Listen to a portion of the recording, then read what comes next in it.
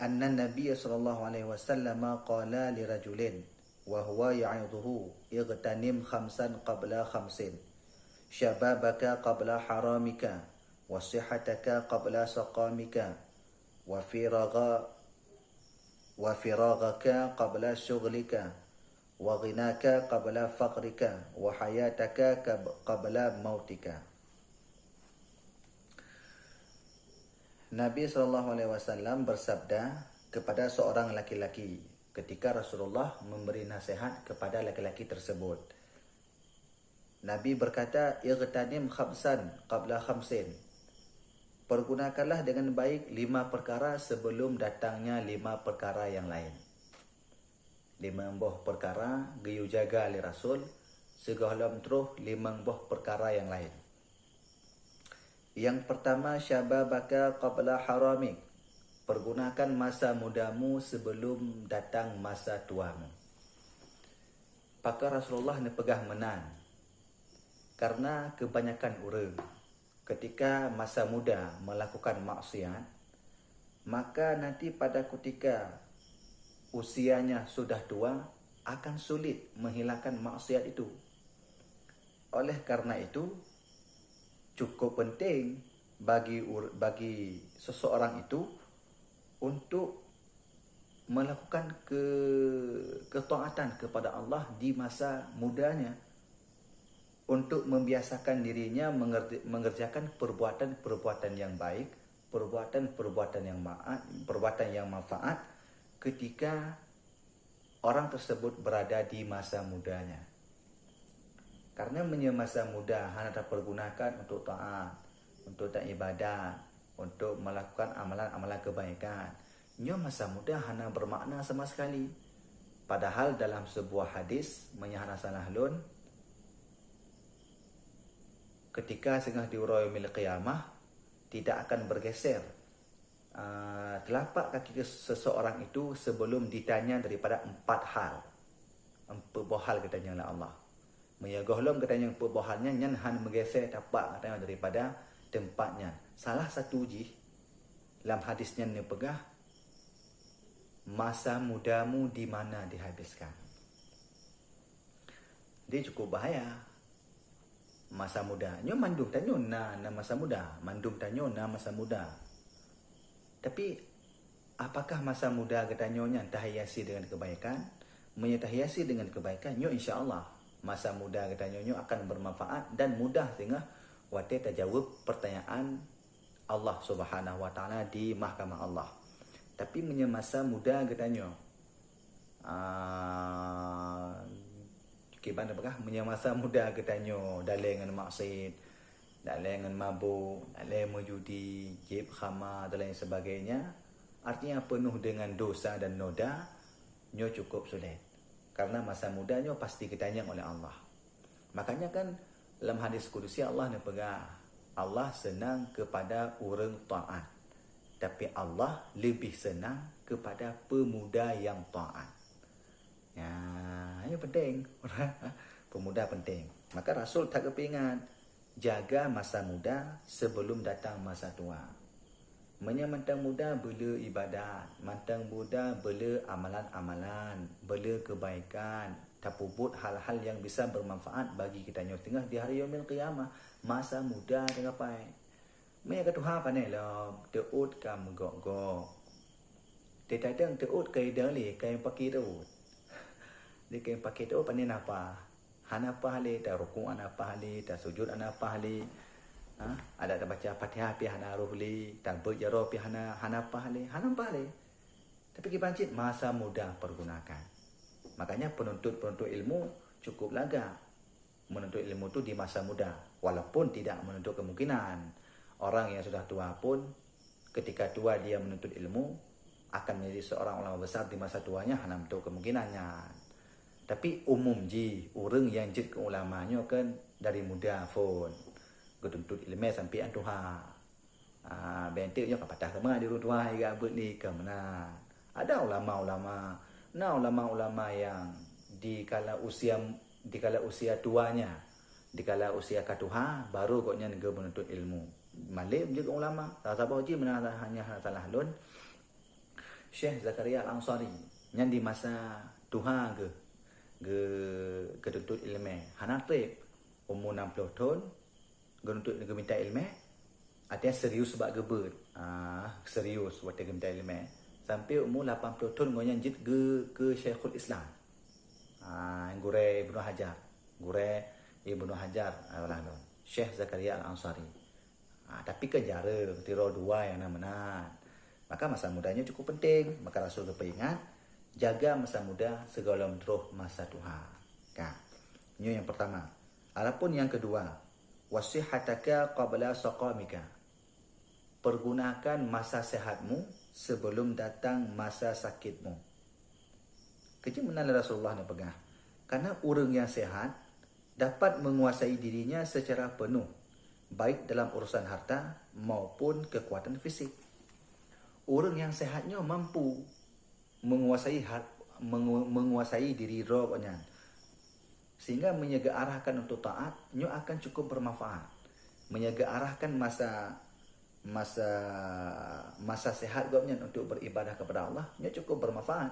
Bukan hanya bisa dia melakukan ibadah kepada Allah dengan badannya, dengan fisiknya, dengan tubuhnya, tapi juga orangnya bisa melakukan taat kepada Allah dengan harta yang dia miliki.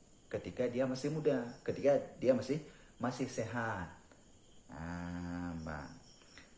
Maka sangatlah penting bagi seseorang yang sehat untuk memanfaatkan kesehatan itu dengan sebaik-baiknya dan bersungguh-sungguh dalam mengerjakan amal-amal soleh, baik yang berkaitan dengan harta maupun kekuatan fisik. Karena apabila ia sakit, maka badannya akan lemah untuk beribadah kepada Allah dan kekuasaan terhadap hartanya sangatlah terbatas, kecuali hanya dalam kira-kira sepertiga daripada kekayaannya. Jadi, ketika gedanyo mantang sehat, harta gedanyo le, maka dengan harta dan dengan sehatnya bisa gedanyo pergunakan untuk beribadah kepada Allah. Tapi menyegedanyo ka sakit, walaupun gedanyo harta cukup le, nyan harta gedanyo gebatasi untuk kita beribadah kepada Allah. Kena di surah dalam kitab fiqah bahawa orang yang sakit nazar, sakit yang kena mati, nyan hanjele yang mutadakah mena-mena lagi masa sehat hanjele tak aja pegang masjid, tak pegangnya, tak pegajih, tak nak puput, tak nak pergunakan harta getanyo lagi getanyo mantang sehat, nya hanjele. Walaupun dia oleh harta, pakai gaga batasi oleh agama. Mereka telah lalu ini yang dia pergunakan sepertiga. Harta kena sepertiga dia pergunakan. 2/3 hanya makli karenanya kan hak ahli waris. Ada yang keput harta leletan. Ada nyu tengah mantang sehat, harta le pergunakan. Dengan sehatnya kita ada ibadah, dengan sehatnya kita ada perbuatan, dan berbuat kebaikan baik dengan fisik katanya, dengan pemikiran katanya, dengan tenaga katanya, ataupun dengan harta yang kita miliki. Karena harta yang kita miliki dalam masa sehat, nyo kiban yang mangak kita ada pegat. Tapi menye hartanya kita miliki, terangkan katanya ka sakit, nyo ka hanjit yang miliki menali, hanjit tak pergunakan ni dengan lagi kemauan katanya, kala kebatasi. Maka jika bekah puno, paling-paling kita pergunakan sepertiga lah kan. 2/3 lah hanjit ni, karenanya ka dibaikot oleh ahli waris. Ini na surah lagi kita fiqah maya sakit nazaa pakiban harta katanya jika pergunakan lagi kemauan katanya yo masa muda yo masa sehat hanjut. Jadi pergunakan masa sehat katanya segala terus masa sakit katanya. Adapun yang kelima, wa firaghaka qabla syughlika. Pergunakanlah waktu luangmu sebelum datang waktu sempitmu. Maksudnya apa? Ketika wate mantang luang, nyan wate nyan boleh tak isi dengan ibadah kepada Allah. Wate nyan boleh tak isi dengan hal-hal yang bermanfaat. Wate nyan boleh tak isi dengan hal-hal yang mengandung kebaikan. Karena kan waktunya na wate malam na wate oro. Ada kala ji panjang wate malam, ada kala ji panjang wate oro. Atau sebalik je, panjang wate malam, panjang wate oro. Jadi menyewate malam panjang, bek takoh wate malamnya dengan taih yang tertib-tertib. Paling tidak separuh, setengah wate malam itu belam ibadah kepada Allah. Tak cok juga, tak bergaju leh mugrib sampai apa 12 nya tanya tak pergunakan pada jemnya. Dari mugrib dari pukul 7 sampai pukul 12 tak pergunakan untuk beribadah kepada Allah. Kan je? Ada taih dari pukul 12 sampai pukul 5 tak berdah manteng le wate kata tak pergunakan untuk beribadah kepada Allah. Tapi yang tak kalaunya kemenan. Hana menan. Orang lalai bak kedai kopi menyamalam orang wate santai. Wate berbeh wate di malam, duduk bak kedai kopi cang panah. Apalagi lebihnya na penyakit main game. Hanya kalau pegahnya main game, milah nak pegahnya. Yang paling pegah apa? Lekat wate tebeh katanya untuk beribadah kepada Allah. Padahal cukup le wate yang nejuk oleh Allah, wate-wate yang luang tu, wate yang lapang, bebas. Wate katanya hana makai nganggok, hana mika nganggok. Tapi hana dah pergunakan lagi katanya untuk beribadah kepada Allah. Lalai pergunakan untuk hal-hal yang hana bermanfaat. Sehingga ujung but wate bertemu wate sibuk tengah, katanya tak kena ibadah na wate le. Nyo penting perhatian tanya. Long kalian le tahu orang wate semayang. Nyan wate semayang, wate ibang, kena jujak dalam masjid, ataupun jak dalam menasa, hana, santai lah. Mai dengan berhabar je lah habis. Wate kamat baru pelung. Demam nya wate kamat tak pelung, tatung semayang menan-menan. Nya ipah wuduk netung ya. Pernah habis nerah muka, napah nerah jaro. Ente pah, pakai ni bandelit, sampai tinggal jamaah. Bunuhkan pernah pegat. Peneduk bunuhkan hanya bedah ju nejak nak temayang tu nak berhabar demah. Ni kubah jubutnya letian entuk ni ruang demah kan je. Tapi hana dia santai. Santai julah. Santai. Entuk otai kam kerat baru pelum. Tinggal jumbuk temayang hana apa itu wudu hana apa. Tapi kali hang kusyuk temayang pun pandai kusyuk temayang. Ni temayang makarat-karat. Ni temayang kan watai te program. Kan menang kepegah li Imam Al-Ghazali di dalam kitab Muraqi masalah lalu dalam kitab Muraqi yang Ubudiyah, ada pula kitab Ihya Ulumuddin juga lagi yang kepegah. Setelah tabuh syarat berkhusyuk temayang, getanyo tak persiapkan diri untuk menghadapi solat tersebut. Getanyo tak persiapkan diri getanyo untuk tak semayang. Baik mengkarat-karat. Demamnya lagi nyo. Wate luang na lihatan kena juga jak temayang. Tapi tahun undur-undur, tak ada, baik kamat. Tinggal waktu kai kamat, orang pada jak temayang, temayang hana pah tatung, tajak ju bagah-bagah, mendoa lih temayang hana doa, mendoa lih tunggu tu hana bermekun. Tamang ju dalam masjid, ka tinggal. Dah yang masjid apa? Ka tinggal. Kemana? Bedah ju temayang, enam berapa temayang kala. Tinggal tapi ke dia, waktu sempit tapi tak kerang. Waktu lewang, kan bekah dah bekah. Ini kekurangan dah nyo hadirin. Nya kekurangan dalam silon. Maka perlu perhatian geranyo dan pergunakan wate luang untuk hal-hal yang bermanfaat, untuk hal-hal yang mengandung kebaikan, apalagi untuk taat kepada Allah. Tergolong terus masa sempit. Ada nak wate dah akan sempit. Menyawate sempitnya takaran bermaksimal hal maksimal amal ibadah katanya. Bertakaran bertapena pupus sabah kebaikan, begat hanagat, berpahan pakat lan wate sempit. Tapi kita pancit dalam wadah luang papa. Ya mana? Ka. Nyo yang keleh, Nyo yang keleh. Adapun yang keput. Kepegah ni Rasul, wa ghinaka qabla faqrika. Pergunakan kekayaanmu sebelum datang miskinmu. Apa makna je? Dua. Yang pertama, tak pergunakan kekayaan yang diju oleh Allah untuk kebaikan, untuk taat dan untuk berada di jalan Allah. Pergunakan kekayaan itu untuk menuju kepada Allah. Yang kedua, getanyo mesti bersyukur terhadap karunia yang diju oleh Allah berupa kekayaannya.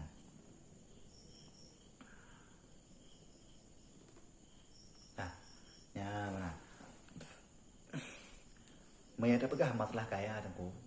Cukup le amal ibadah yang jid ke pubut li orang kaya, yang haji pubut li orang kasin. Tapi sayang beribu sayang, le orang kaya hana sadar. Padahal ken mandum kekayaan yang dijual oleh Allahnya adalah sebuah pemberian yang cuma-cuma daripada Allah hana. Naladum orang Allah pengen orangnya bela amalan kebaikan. Gejuk kaya supaya dengan kayanya je bantu daya, kebantu balai pengajian, kebantu anak yatim, keberi pendidikan untuk anak yatim, kebantu inang janda, kebuka usaha untuk inang janda. Artinya dengan kekayaannya gopnya dilakukan berbagai macam hal-hal yang bermanfaat yang membawa faedah untuk dirinya. Tapi le orang kaya hana sadar. Sehingga fikir dengan nak kaya, tengah kaya, tajak juh yang temu le, dapat juh yang hawa le, tablo juh yang mahat le, untuk dah nali tak apa-apa. Kaya mana? Le mana orang kaya. Sehingga ketika kekayaannya nabaknya hana bermanfaat.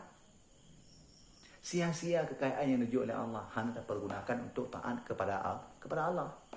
Tapi menyena orang kaya yang sadar bahawa kekayaan itu pemberian Allah, pasti gopnya akan dipergunakan kekayaannya untuk beribadah kepada Allah. Terserah pakai ban mampu danyo. Oh danyo sanggup dengan kekayaan katanya untuk dapat daya. Dapat daya. Dah undang tengku, dah sembut dapat tengku, dah bagi gaji tengku. Manfaat. Danyo dengan kekayaannya mampu dapat tempat penampungan air bersih untuk sebuah daerah, lokasi yang jauh daripada perkotaan, kurang air bersih di sana, tak pegat itanyo, biaya tajuk itanyo, lilan tawakaf kan je. Tapi hana menan. Anda kata orang-orang kaya getanyo, nah prinsip bahawa hartanyo gejuk oleh Allah kelun. Hartanyo karunia Allah gebi kelun. Maka lun harus mempergunakan hartanyo sebaik-baik mungkin. Sungguh cukup hayu dia. Tapi padimna orang kaya yang sadar menan. Maka dia tanyo te kaya bek kaya ro dementeng. Gop betitu merasa kekayaan kedeonya. Paling tidak manfaatnya lah. Lagi kata orang saleh. Adik dia ketika saleh bek saleh ro menteng. Apakah cik ngan bersaleh bek saleh ro dementeng. Ya mana. Kemudian yang terakhir kepegah oleh Rasul, wa hayataka qabla mautika. Pergunakanlah hidupmu sebelum datang matimu. Maksudnya apa? Mantang hudip, mantang nawate untuk beramal. Mantang hudip, mantang nawate untuk tawakaf. Mantang nawate untuk pedang masjid. Mantang nawate untuk minta ilmu. Mantang nawate untuk berbuat kebaikan dan bersedekah dan lain sebagainya.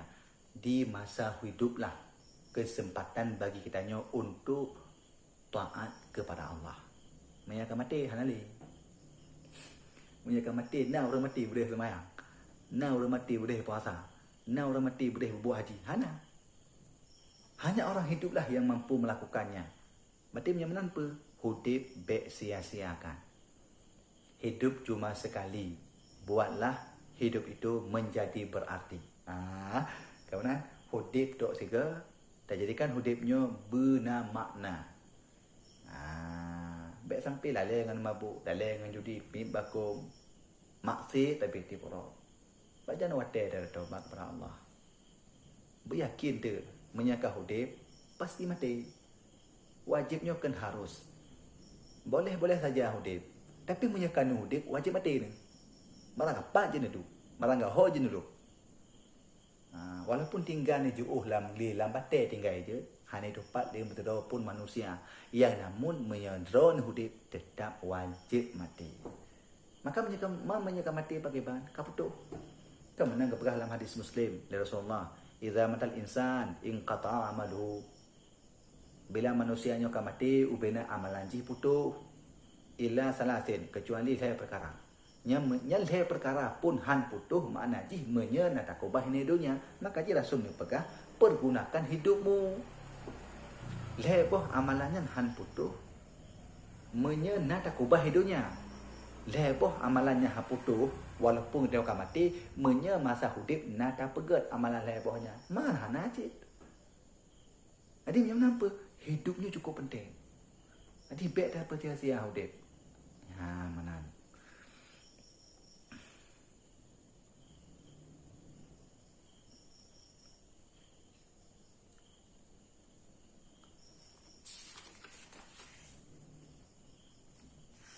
Nah, nyo adalah satu hadis yang diriwayatkan oleh Ja'far bin Burqan tentang bagaimana